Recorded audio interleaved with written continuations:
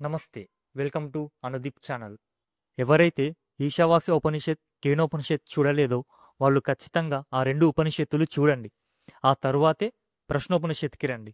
ఇప్పుడు ప్రశ్నోపనిషత్తులోకి ప్రవేశిస్తున్నాం. ఎవరు ఎవరిని ప్రశ్నిస్తున్నారు? ఎవరు ఎవరికి సమాధానం ఇస్తున్నారు? 6 మహర్షులుంటారు. వారే సుకేశ భరద్వాజ, శైబ్య సత్యకామ, శౌర్యాయని గార్గ్య, కౌసల్య అశ్వలాయన, భార్గవ వైదర్భి, కబంది కాత్యాయన అనే ఈ 6 మహర్షులు వీళ్ళకి పరబ్రహ్మం గురించి తెలుసుకోవాలి అనేటటువంటి ఆశ ఉంటుంది. పరబ్రహ్మం గురించి చెప్పడానికి ఎవరున్నారు ఈ సమస్త లోకంలో అని వీళ్ళు వెతుకుతుండగా అప్పుడు వీళ్ళకి పిప్పలద మహర్షి గురించి తెలుస్తుందన్నమాట. ఆ పిప్పలద మహర్షి దగ్గరకు ఈ 6 వెళ్తారు. దేని గురించి? పరబ్రహ్మం గురించి తెలుసుకోవడానికి పిప్పలద మహర్షి దగ్గరికి వెళ్ళారు. ఈ పిప్పలద మహర్షి ఎవరైతే ఉన్నారో ఆయన ఈ 6 మహర్షులతో ఏమంటున్నాడు? మీరు నన్ను ప్రశ్నించే ముందు మీరు ఇక్కడ 1 సంవత్సర కాలం తపస్సు చేయండి. సంవత్సర కాలం దీక్షతో శ్రద్ధతో ఉండండి ఇక్కడ. ఎప్పుడైతే మీరు ఈ సంవత్సర కాలం పూర్తయిన తర్వాత అప్పుడొచ్చి నా దగ్గర ప్రశ్నించండి, నేను వాటికి సమాధానం ఇస్తాను అని అన్నాడు. సరే అని ఆ 6 మహర్షులు ఎవరైతే ఉన్నారో వాళ్ళు అక్కడే సంవత్సర కాలం ఉన్నారు. అలా సంవత్సర కాలం పూర్తయ్యాక ఇక వాళ్ళు రెడీగా ఉన్నారు ప్రశ్నించడానికి. ఆ పిప్పలద మహర్షిని ప్రశ్నించడానికి వాళ్ళు సిద్ధంగా ఉన్నారు. ఇంకా ఇక్కడ మనకి 6 ప్రశ్నలు ఉంటాయి. 6 మహర్షులు 6 ప్రశ్నలు. మొదట 3 ప్రశ్నలు ఏవైతే ఉన్నాయో అవి ప్రాణం గురించి చెప్తాయి. మిగతా 3 మంత్రాలు జ్ఞానం గురించి చెప్తాయి. ప్రాణము జ్ఞానం గురించి ఈ ప్రశ్నోపనిషత్తు మనకు తెలియజేస్తుంది. అలా అందులో ఒక శిష్యుడు ఎవరు? కబంది కాత్యాయన. ఈ కబంది కాత్యాయన అనే శిష్యుడు మొదటి ప్రశ్న వేశాడు. హే భగవాన్, ఈ సమస్త ప్రాణికోటి ఎక్కడి నుంచి పుట్టింది? అంటే సమస్త జీవరాశులు ఎవరైతే ఉన్నారో, అంటే పుట్టడం, పెరగడం, చావడం, ఈ సమస్త జీవరాశులు ఎవరైతే ఉన్నారో వీళ్ళు ఎక్కడి నుంచి వస్తున్నారు, ఎక్కడి నుంచి పుడుతున్నారు? అంతం దేవుడికి ఎరుగు, ముందు ఆది ఎక్కడ? అది చెప్పండి మాకు ఫస్ట్ అని మొదటి ప్రశ్న పిప్పలద మహర్షిని అడిగాడు. ఇప్పుడు ఈ పిప్పలద మహర్షి ఆ సృష్టి క్రమాన్ని ఒక 5 దశల్లో వర్ణించాడు. అదే మిథున సృష్టి, లోక సృష్టి, కాల సృష్టి, అన్న సృష్టి, ఆ తర్వాత ప్రజా సృష్టి, ఇలా 5 దశల్లో వర్ణించారన్నమాట.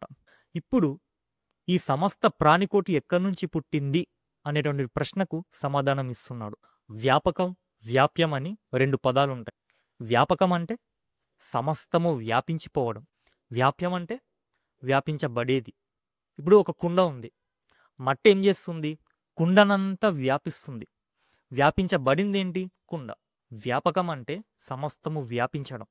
దేన్ని వ్యాపిస్తుందో అది వ్యాప్యం. ఇప్పుడు ఆత్మచైతన్యం ఉంది. ఆ ఆత్మచైతన్యానికి ఒక శక్తి ఉంటుంది. మీకు ఈశావాస్యోపనిషత్తులో చెప్పాను. ఆ ఆత్మచైతన్యానికి ఒక శక్తి ఉంటుంది.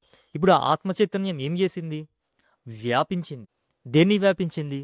తన యొక్క శక్తినే వ్యాపించింది. అంటే ఈ సృష్టిని వ్యాపించింది. ఆ ఆత్మచైతన్యం ఏదైతే ఉందో అది సమస్తము వ్యాపించింది. దేన్ని వ్యాపించింది? సృష్టిని వ్యాపించింది. అంటే తన యొక్క శక్తినే ఆత్మ వ్యాపించింది అని. ఇప్పుడు ఆత్మకు ఉండేటటువంటి శక్తి 2 వేరు కాదు. మనం భౌతికంగా శివశక్తి అని పిలుస్తూ ఉంటాం, అంటే 2గా.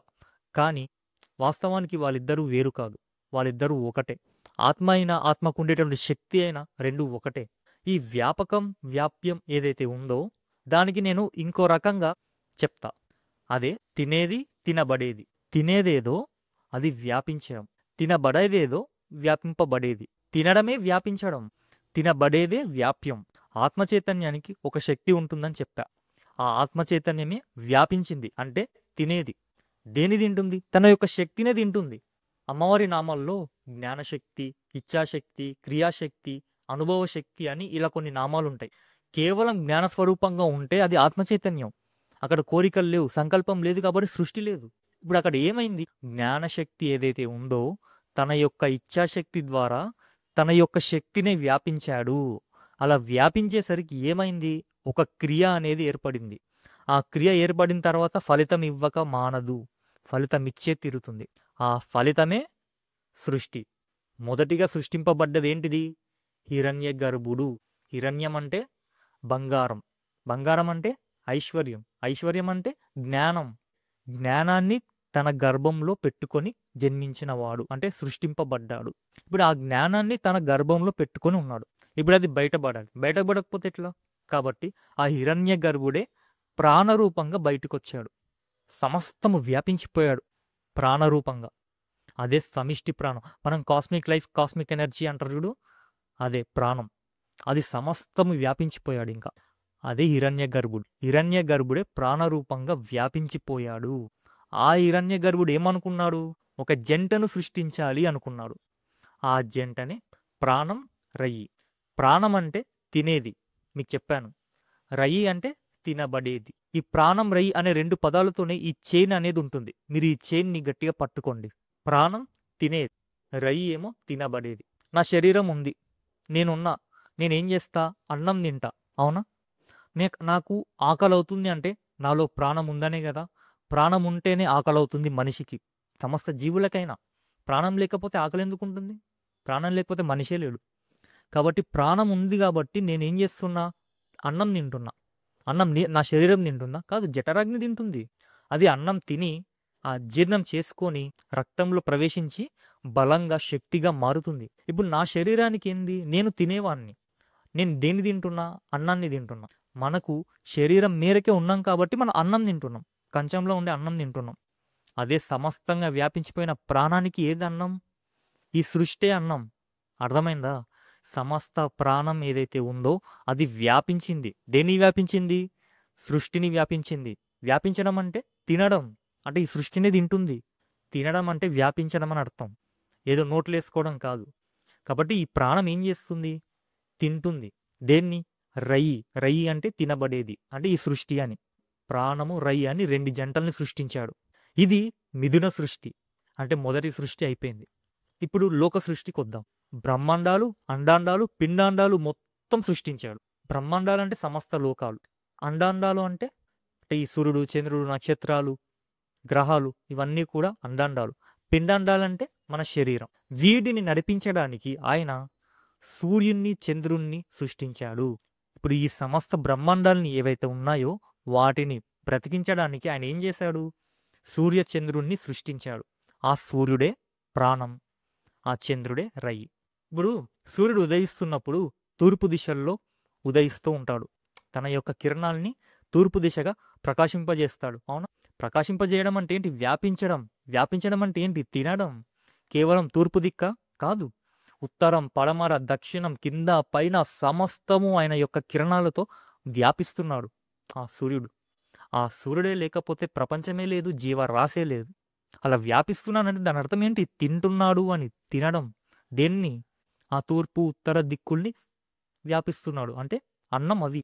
సూర్యుడు తినేది. ఈ సూర్యుడు అన్ని జీవుల్లోనూ ఉన్నాడు. అందరిలో ప్రాణం కూడా ఆయనే. అన్ని జీవులకు ఆధారం ఆయనే. ఎల్లప్పుడూ మెరుస్తూ ఉంటాడు. వేలాది కిరణాలు కలవాడు, అవునా కాదా? ఈ జీవరాశులన్నిటికీ జీవం పోసేవాడు.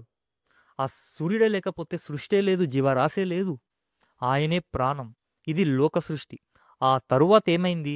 కాల సృష్టి ఏర్పడింది. కాల సృష్టి అంటే సంవత్సరం. ఆ సంవత్సరానికి ఉత్తరాయణం, దక్షిణాయనం అని రెండు అయనాలు ఉంటాయి.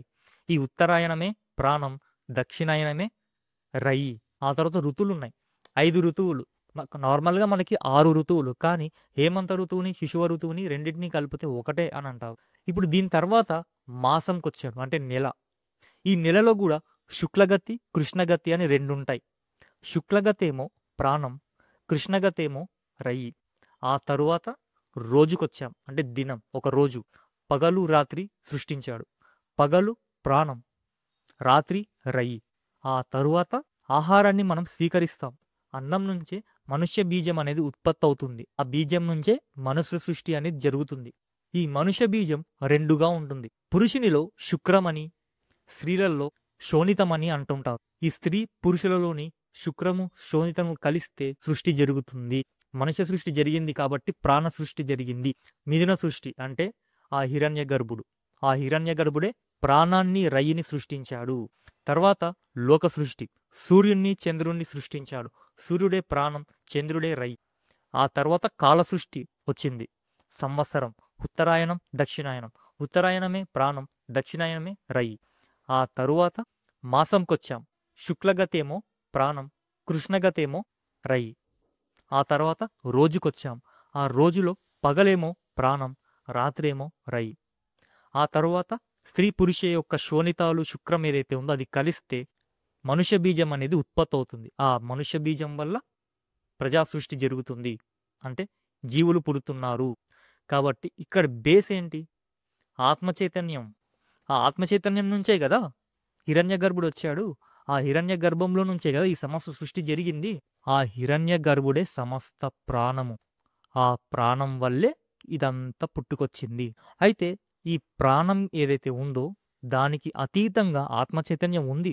మొదట 3 ప్రశ్నలు ప్రాణం గురించి చెప్తాయి, మిగతా 3 ప్రశ్నలు జ్ఞానం గురించి చెప్తాయి.